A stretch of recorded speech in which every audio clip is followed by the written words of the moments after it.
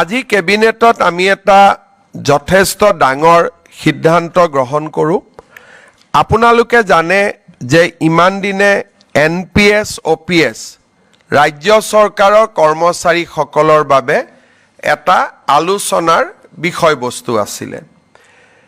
ভাৰত চৰকাৰে এটা সিদ্ধান্ত গ্ৰহণ কৰিছিল যে 25 বছৰ কাম কৰি থকা যিসকল চৰকাৰী কৰ্মচাৰী তেওঁলোকে যেতিয়া ৰিটায়াৰমেণ্ট হয় তেওঁলোকক আমি পুৰণি পেঞ্চন আঁচনিৰ দৰেই আমি পেঞ্চন প্ৰদান কৰিম। আৰু যিসকলে 10 বছৰ কাম কৰি তেওঁলোকে ৰিটায়াৰমেণ্ট হ'ব লগা হয় তেওঁলোকৰ কাৰণেও আমি পেঞ্চনৰ ব্যৱস্থা কৰিম। আৰু পেঞ্চনৰ লগতে তেওঁলোকে DA আদিও লাভ কৰিব। আৰু এই নতুন স্কিমটোৰ নাম দিছিলে ইউনিফাইড পেঞ্চন স্কিম।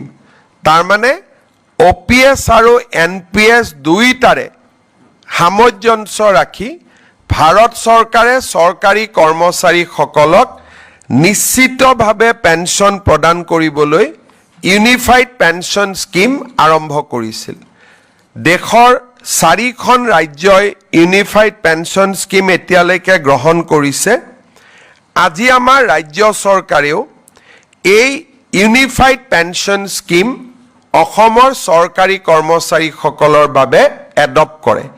ইয়াৰ ফলত ৰাজ্যত বহু দিনৰ পৰা চলি থকা NPS আৰু OPSৰ বিতৰ্ক সামৰণি পৰিব। যিসকলে NPSত থাকিব খোজে, বিশেষকৈ যিসকল ডেকা ল'ৰা নতুনকৈ নিযুক্তি হৈছে তেওঁলোকে NPSতে বেনিফিট বেছিকৈ পাব UPSতকৈও। কিন্তু আমি দুইটা অপশ্যন তেওঁলোকৰ বাবে খুলি দিছোঁ যে তেওঁলোকে নিজে বিচাৰিলে NPSতো থাকিব পাৰিব বা তেওঁলোকে UPSতো যাব পাৰিব। UPSলৈকে যোৱা মানে তেওঁলোকে নিশ্চিত পেঞ্চন OPSৰ লোকসকলে যেনেকৈ পাই আছিলে অল্ড পেঞ্চন স্কিমৰ UPSত গ'লে তেওঁলোকে নিশ্চিতভাৱে পেঞ্চন লাভ কৰি থাকিব। আজি এই আঁচনিখন ৰাজ্য চৰকাৰৰ কেবিনেটে গ্ৰহণ কৰে আৰু এবছৰৰ ভিতৰত কৰ্মচাৰীসকলে সিদ্ধান্ত ল'ব পাৰিব যে আমি NPSত থাকিম নে আমি UPSলৈকে যাম।